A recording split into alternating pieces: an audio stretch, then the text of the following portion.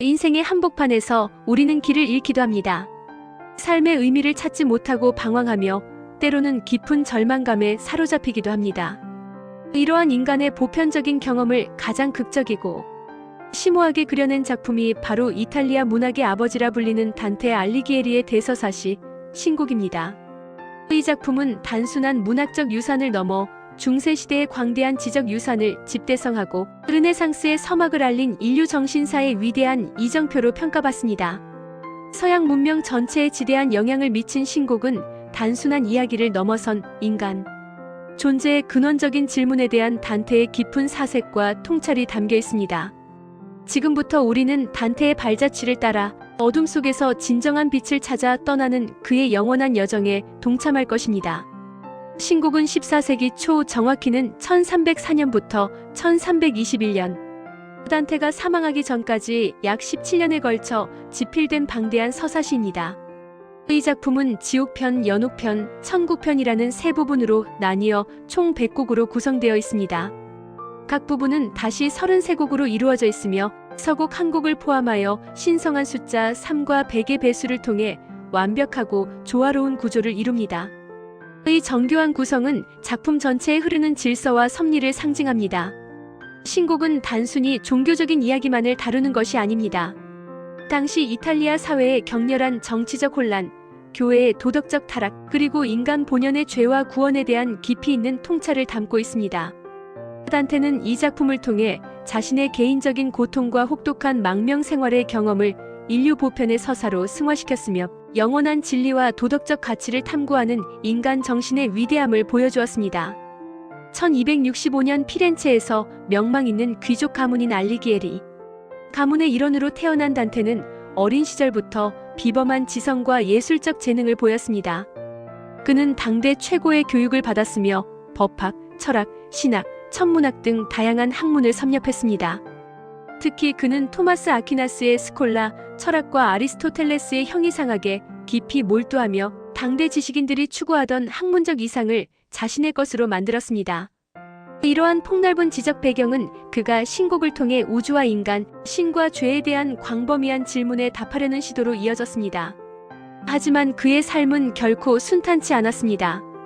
당시 피렌체는 교황 파구 엘프와 황제 파기벨릴로 나뉘어 격렬한 권력 다툼을 벌였고 구엘프 내부에서도 백당과 흑당으로 분열되어 끊임없이 충돌했습니다. 단테는 공화정을 지지하는 백당에 속해 정치에 적극적으로 참여했으며 심지어 고위직인 프리오레에 선출되기도 했습니다. 하지만 1302년 흑당의 승리로 인해 정세가 역전되면서 단테는 반역죄와 부패 혐의로 피렌체에서 추방당했습니다. 그는 자신의 고향에서 다시는 살 수 없게 되었고 남은 19년의 생애를 이탈리아 각지를 떠도는 망명자로 보냈습니다. 이 고통스러운 망명 생활이 바로 신곡을 탄생시킨 결정적인 계기가 되었습니다. 고향을 잃은 슬픔과 세상의 부조리에 대한 분노, 그리고 개인적인 절망은 그에게 깊은 사색의 시간을 주었고 이는 인간의 죄와 벌, 구원에 대한 근원적인 탐구로 이어졌습니다. 신곡은 단테가 35세가 되던 해인 1300년 성금요일 밤 자신이 어두운 숲속에서 길을 잃는 꿈을 꾸면서 시작됩니다. 이 어두운 숲은 혼돈과 절망에 빠진 인간의 영혼 상태, 즉 죄와 무지의 상태를 상징합니다. 그는 세 마리의 짐승, 즉 표범정욕, 사자오만, 늑대 탐욕에게 위협받으며 절망에 빠지지만 이때 고대 로마의 위대한 시인이자 이성의 상징인 베르길리우스가 나타나 그의 안내자가 되어줍니다. 베르길리우스는 단테가 지옥과 연옥을 지나 천국으로 향하는 여정을 돕는 이성적 지혜의 화신입니다. 신곡의 첫 번째 부분인 지옥편은 가장 잘 알려진 부분이기도 하며 인간의 죄와 그에 대한 신의 엄정한 심판을 생생하게 묘사합니다. 단테와 베르길리우스는 지옥의 9개 원을 나선형으로 차례로 내려가며 각 원에서 다양한 죄를 지은 영혼들이 받는 끔찍한 형벌을 목격합니다. 지옥은 마치 거대한 깔때기처럼 아래로 갈수록 좁아지는 동심원 구조로 되어 있으며 죄의 무게에 따라 깊숙한 곳으로 갈수록 더욱 잔혹하고 고통스러운 형벌이 기다리고 있습니다. 지옥의 입구에는 여기 들어서는 자, 모든 희망을 버려라라는 섬뜩하고 절망적인 문구가 새겨져 있어 지옥의 본질을 명확히 알려줍니다. 지옥의 첫 번째 원인 림보에서는 세례를 받지 않고 죽은 영혼들, 그리고 덕을 쌓았지만 기독교 신앙을 알지 못했던 고대 철학자들과 시인들이 고통 없이 영원히 떠돕니다. 소크라테스, 플라톤, 아리스토텔레스, 호메로스, 그리고 단테의 안내자인 베르길리우스 자신도 이곳에 속해 있습니다. 이들은 비록 지옥에 있지만 다른 죄인들처럼 육체적인 고통을 받지는 않습니다. 단지 신의 영광을 영원히 볼 수 없다는 사실만이 그들의 가장 큰 형벌입니다. 두 번째 원에서는 정욕의 죄를 지은 자들이 영원히 폭풍우 속에서 휩쓸립니다. 이들에게는 육체적 쾌락에 탐닉했던 삶의 대가로 영원히 육체가 서로 분리되지 못하고 바람에 이끌려 다니는 형벌이 주어집니다. 이곳에서 단테는 파올로와 프란체스카의 비극적인 사랑 이야기를 듣고 가장 깊이 동정하게 됩니다. 금지된 사랑으로 인해 비참한 죽음을 맞이한 이들의 이야기는 죄의 대가가 얼마나 비극적일 수 있는지를 생생하게 보여주며 독자들에게 깊은 인상을 남깁니다. 세 번째 원에서는 폭식의 죄를 지은 자들이 끊임없이 비와 눈, 진흙 속에서 허덕입니다. 탐욕스러운 식욕에 탐닉했던 그들은 이제 영원히 불쾌하고 더러운 환경에서 고통받으며 지옥을 지키는 새머리개 케르베로스는 이들을 끊임없이 괴롭힙니다. 이어지는 원들에서는 탐욕과 낭비, 분노, 이단, 폭력, 사기, 배신 등 인간이 저지를 수 있는 온갖 죄악들이 그에 상응하는 잔혹하고 기발한 형벌과 함께 펼쳐집니다. 단테는 각원을 지날 때마다 죄의 본질과 인간의 나약함, 그리고 신의 정의로운 심판에 대해 깊이 성찰합니다. 특히 사기꾼들이 끓는 역청 속에 잠겨 고통받는 모습, 배신자들이 얼어붙은 코키투스 호수 바닥에 박혀있는 모습은 인간의 추악한 본성과 그에 대한 신의 엄정한 심판을 여실히 보여줍니다. 단테는 이 장면들을 통해 죄의 경중에 따른 형벌의 차이를 명확히 드러내며 도덕적 질서의 중요성을 강조합니다. 지옥의 가장 깊은 곳, 9번째 원에는 인류 역사상 가장 큰 죄인인 배신자들이 얼음 속에 갇혀 있습니다. 그리고 그 한가운데에는 인류 최초의 반역자이자 죄의 근원인 루시퍼가 세계의 머리로 인류의 가장 큰 배신자들인 유다 예수를 배신, 브루투스 카이사르를 배신, 카시우스 카이사르를 배신을 끊임없이 씹고 있습니다. 이 루시퍼의 모습은 악의 궁극적인 형태를 상징하며 단테가 지옥의 가장 밑바닥에서 직면하는 절망과 공포를 극대화합니다. 지옥편은 죄에 대한 엄격한 심판과 그에 따른 대가를 적나라하게 보여주며 독자들에게 도덕적 경각심과 함께 인간의 존엄성을 되새기게 합니다. 지옥을 통과한 단테와 베르길리우스는 이제 연옥편으로 향합니다. 연옥은 지옥과는 달리 희망과 구원의 가능성이 존재하는 곳입니다. 연옥은 마치 거대한 산처럼 7개의 층으로 이루어져 있으며 각 층에서는 지상에서 지은 죄를 정화하기 위한 영혼들이 고통 속에서도 속죄와 구원을 갈망하며 인내합니다. 연옥은 죄를 지었지만 진정으로 회개하고 죽은 영혼들이 천국으로 가기 전에 죄를 씻어내는 임시적인 정화의 장소입니다. 연옥의 입구에는 천사가 지키고 있으며 참회와 고백을 통해 죄를 씻어내려는 영혼들만이 들어갈 수 있습니다. 연옥의 첫 번째 층에서는 오만의 죄를 지은 영혼들이 무거운 돌을 짊어지고 구부정한 자세로 산을 오릅니다. 그들은 겸손의 덕을 배우기 위해 끊임없이 고통받지만 그들의 얼굴에는 절망이 아닌 희망의 빛이 서려 있습니다. 이들의 고통은 끝이 아니라 구원으로 향하는 과정이기 때문입니다. 이어지는 층들에서는 시기, 분노, 나태, 탐욕, 폭식, 정욕의 죄를 지은 영혼들이 각기 다른 방식으로 죄를 정화합니다.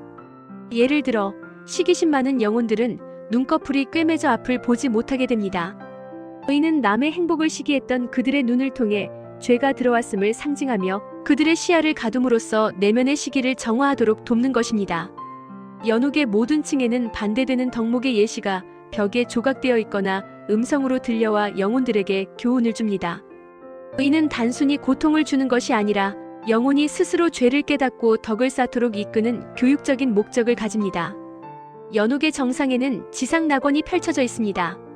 이곳은 죄가 없는 순수한 상태의 인간이 살았던 에덴 동산의 재현으로 영혼의 정화가 완료된 장소입니다.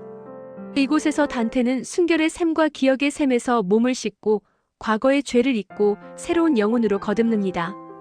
그리고 그곳에서 그의 평생의 연인이자 영원한 이상인 베아트리체를 만납니다. 베아트리체는 단테가 어린 시절부터 순수하고 신비주의적인 사랑을 느꼈던 실제 인물로 신곡에서는 단순한 연인을 넘어 신학적 지혜와 신성한 사랑, 그리고 구원으로 이끄는 은총을 상징합니다. 베르길리우스는 지상낙원에서 단테와 작별을 고합니다. 이성은 신앙의 영역까지는 인간을 인도할 수 없기 때문입니다. 이성만으로는 도달할 수 없는 신의 신비로운 영역은 이제 베아트리체와 같은 신앙의 빛을 통해서만 나아갈 수 있습니다. 이제 단테는 베아트리체의 안내를 받아 천국편으로 떠납니다. 천국편은 신곡의 가장 난해하면서도 가장 신비로운 부분으로 인간의 지성이 도달할 수 있는 가장 높은 경지를 보여줍니다. 단테는 베아트리체와 함께 9개의 천구와 최후의 지구천을 차례로 올라갑니다. 각 천구는 당시의 프톨레마이오스 우주론에 기반한 행성들과 연관되어 있으며 다양한 덕을 지닌 성인들과 천사들이 거주합니다. 천국으로 올라갈수록 단테는 더욱 밝고 아름다운 빛을 경험하며 신의 영광에 점점 더 가까워집니다. 빛의 강도가 강해지고 음악이 더욱 웅장해지는 것은 신과의 합일에 다가가는 영혼의 황홀경을 상징합니다. 첫 번째 천구인 달의 천구에서는 맹세의 신성함을 지키지 못한 영혼들이 머뭅니다. 하지만 지옥이나 연옥과는 달리 천국의 영혼들은 모두 행복하며 각자의 위치에서 신의 영광을 찬미합니다. 그들은 더 낮은 위치에 있다고 해서 슬퍼하거나 불평하지 않습니다. 모든 영혼은 신의 완벽한 섭리를 이해하고 받아들이기 때문입니다. 그들은 각자의 덕에 따라 신으로부터 부여받은 위치에서 완벽한 만족감을 느낍니다. 두 번째 수성의 천구에서는 공명과 명예를 추구한 영혼들이, 세 번째 금성의 천구에서는 사랑으로 가득 찬 영혼들이 빛납니다. 이어지는 천구들에서는 정의, 지혜, 용기 등 다양한 덕을 이룬 영혼들이 단테에게 신비로운 가르침을 전해줍니다. 단테는 천국을 여행하며 고대 로마의 위대한 황제들과 철학자들, 그리고 토마스 아퀴나스 같은 당대 최고의 신학자들과 신비로운 대화를 나누고 우주의 질서와 신의 섭리에 대한 깊은 깨달음을 얻습니다. 그가 올라가는 각 천구는 단순한 물리적 공간이 아니라 영혼의 성숙도와 신과의 영적인 거리를 상징합니다. 천국의 가장 높은 곳, 즉 지구천에서는 모든 성인들과 천사들이 신의 영광을 둘러싸고 장엄한 원형으로 앉아 있습니다. 이곳에서 단테는 마침내 삼위일체이신 신의 완전하고 지고한 모습을 직접 목격하는 황홀경에 빠집니다. 그는 신의 무한한 사랑이 우주 만물을 움직이는 원동력이자 모든 존재의 근원임을 깨닫고 그의 영혼은 지구의 행복과 평화 속에서 신과 하나가 되는 완전한 합의를 이룹니다. 이 마지막 장면은 인간이 도달할 수 있는 영적인 최정점이며 모든 고통과 방황 끝에 얻는 영원한 안식을 의미합니다. 신곡은 단순한 문학작품을 넘어 중세시대의 세계관과 신학, 철학, 과학, 정치, 그리고 윤리 등 모든 지식을 집대성한 백과 사전적인 성격을 지닙니다.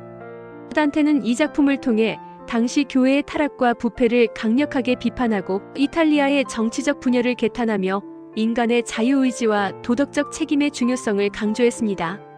그는 라틴어가 아닌 당시 대중이 사용하던 토스카나 방언으로 이 작품을 써서 이탈리아어의 정립과 발전에 지대한 공헌을 했습니다. 이는 이후 이탈리아 문학의 황금기를 여는 중요한 발판이 되었습니다.